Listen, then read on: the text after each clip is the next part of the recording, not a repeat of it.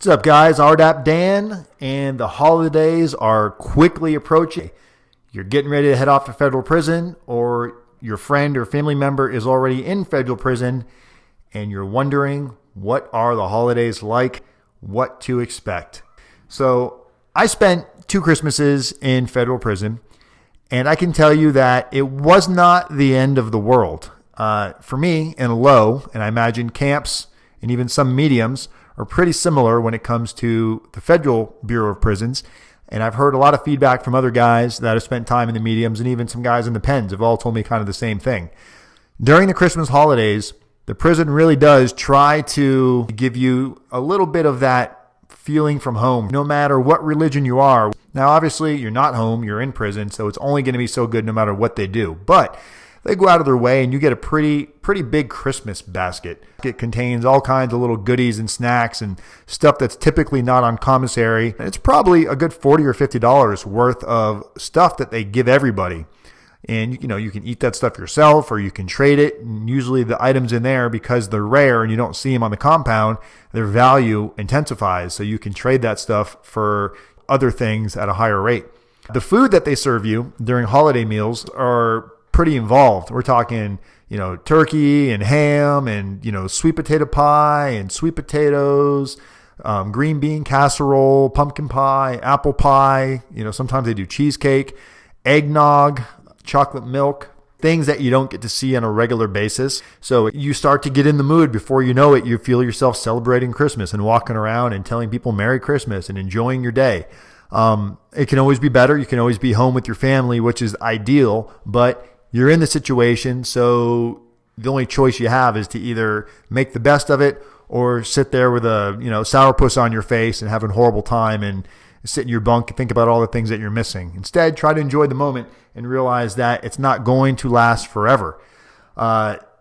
Christmas in prison, there's a lot of things going on. They have events and games. There's out on the yard. Usually they'll have whoever has put together the band, musical instruments. They'll be out in the yard with the big giant speakers and the PA system, and they got guys that are doing cover bands, and it's actually starts to take your mind away from prison, and you allow yourself to enjoy it, especially when you've been there for a little bit and you realize that you don't get to see this kind of stuff all the time. You might as well take advantage of it.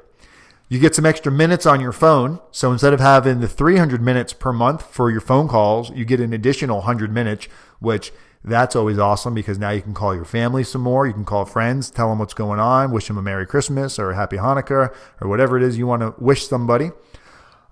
Christmas for me in there wasn't too bad. I got a lot of Christmas cards. I was able to speak to my family, my kids. I couldn't wait to go home, but at the same time, one of the reasons why my time went so smooth for me was I never really allowed myself to get in that deep, dark funk. And when I did, I immediately yanked myself out of it, because I realized that having this poor attitude going through prison about, oh, poor me, why am I here? Was my crime really that bad? Whatever, I'm there. So you have to make the best of your time. I've got some clients right now. Todd, he's getting ready to go away for 17 to 20 years. That's somebody that's got some severe mental roadblocks that he's going to have to overcome. And, going through this with him in a lot of ways is like, man, I don't know how you're doing it, because what was my sentence? 42 months. And between my 11 months of halfway house and my 12 months off for RDAP and my good time, I only served 13 months. So there's a lot of guys that served way more time than me, and they find a way to get through it. Todd's got a great attitude. He knows he's going in the next couple of months. And yet when you talk to him, he makes jokes, he laughs. But most importantly, guys, is this guy is preparing. He's getting his books ready. He's getting all of his documents ready. He's asking all of the right questions, what to expect, what crowds of people should I hang out with, how engaged should I get when I first get to prison, how relaxed should I be when I first get to prison. He's asking questions that are going to help make his entry into prison a much smoother transition than somebody that just sits there with their head in the sand waiting for all of these answers just to magically appear. So guys, be proactive. Engage yourself into what's happening, because you are the only person that can change the outcome. You might not be able to change your sentence. You might not be able to change how much time you're going to do, but you can sure as hell change how you do your time. And it all starts with a positive attitude. Every day you wake up in prison is an opportunity to meet somebody new, to learn something new, and to share something with somebody else that may be going through a rough time. For most of you, you're not going to be there forever. So take this time to reinvent yourself, find out who you really are, find out what really caused you to end up in prison. Get the victim card out of your pocket and just throw it in the garbage and never look at it again, and realize that you must have did something to end up in federal prison, regardless of whether it was fair or not, or if they gave you an unjust sentence or too lengthy of a sentence. It is what it is, right? So now what can we do to minimize the casualty of what's already been done? What steps have you taken right now to position yourself for the best possible case scenario to leave prison in an earlier date than what's expected? Have you prepared for your PSR interview? Have you prepared to enter yourself potentially into RDAP? Do you know exactly what you need to do to get into RDAP? Do you know exactly what to do to get through RDAP? Have you prepared for additional halfway house time? Do you know what you need to do to try to get additional halfway house time? So when the time comes and the case manager says, okay, I'm giving you 3 months or 6 months halfway house, are you prepared on what the next step is from there to get up to a year?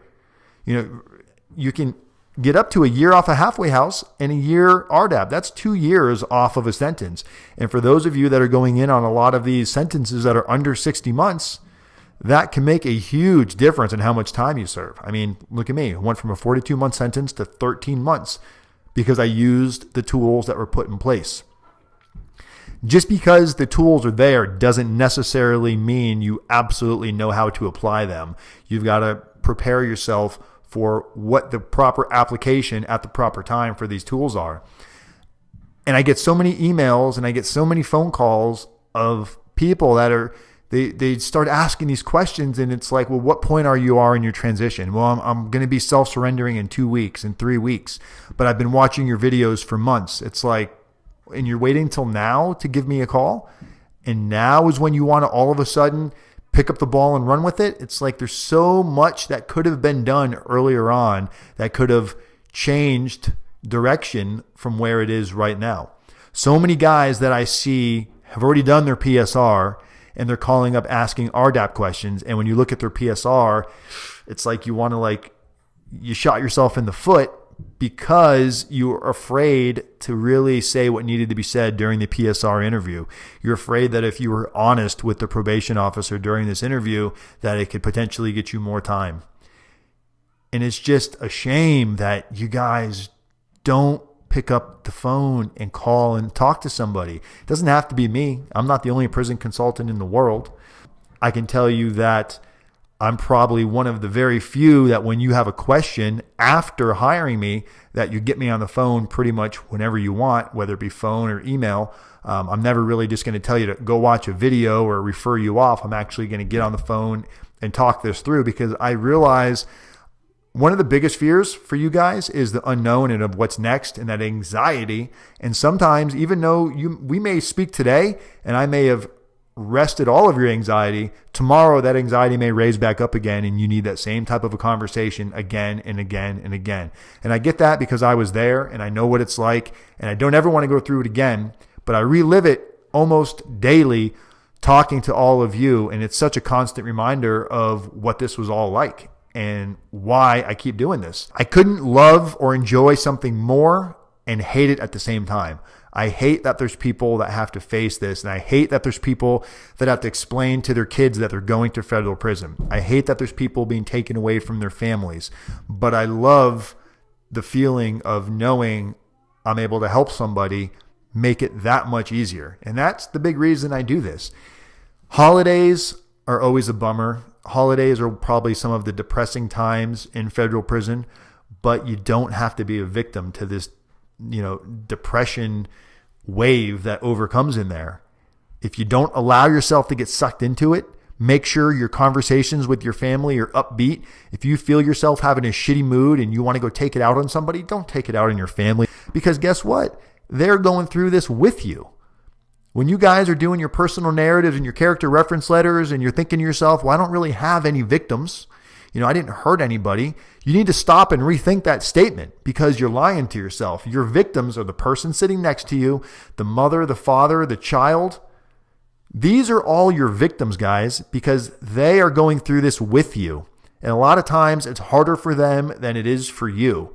So when you sit there thinking you don't have victims and the judge should just go easy on you, these are things that you need to be putting into your letters, explaining to the judge that you have identified your victims. It's your friend, it's your mom, it's your child, it's your wife. These are the people that are suffering. It doesn't necessarily have to be somebody that had a direct effect from your crime. You follow what I'm saying, right? I know you guys are with me on this, and I know that makes sense. I know most of you are going, shit, you're right. Those are victims, and I need to go say thank you to them right now for putting up with my emotional roller coaster of a life of getting ready to head off to federal prison. If you're serving less than 60 months, just try to do what you can to get your head out of it because it's not going to be the end of the world. I can't believe that I already went to prison. I've already been out of prison for over a year. That blows my mind. I remember, just like you guys are right now, sitting in bed, thinking to myself, holy freaking cow, I'm going to turn myself into federal prison. I've got a 42-month sentence. This is going to take forever. And I felt so hopeless and helpless, almost like your life is over, right? I know a lot of you feel what I'm saying, like your life is over. Now, looking back at it, I can't believe so much has happened so fast. So try to keep that in the forefront of your mind is when you put all this weight on your shoulders of things that are 12 months, 24 months, 36 months out, that intensifies and literally drives you freaking crazy, and it makes you want to do crazy, insane things, from jumping off a cliff to getting on a plane and bailing the country. All of these thoughts cross through people's minds, but you're going to get through it. That's my YouTube video for the day. This is a wake-up call video for those of you that don't have to self-surrender till after Christmas. Make this Christmas count. Spend time with your friends and your family. Try to focus on the positives. Keep yourself in the moment. Try not to get lost in the past or the future. Try to deal with the present as it is. For those of you that have not called me yet and are getting ready to do a PSR, or maybe you just did your PSR, or you just got indicted and you're wondering what's next, and you don't want to pick up the phone because for some reason you're afraid. You don't know what to say. Pick up the phone and call me, 509-434-4695, or email me, rdapdan@gmail.com, and we will come up with a plan that makes sense for you. There is nobody that calls me that does not get benefited services from me. Regardless of what your piggy bank looks like, I have something for everybody. For those of you that are already working with me right now, you guys are wonderful. I enjoy the conversations we have almost daily. For those of you that will be calling me, I can't wait to talk to you. And for those of you that are just not ready to pick up the phone, I hope this is the video that changes your mind because there's a lot to talk about. Everybody have a Merry Christmas, safe holiday, safe New Year, and I look forward to talking to you guys soon. Happy holidays.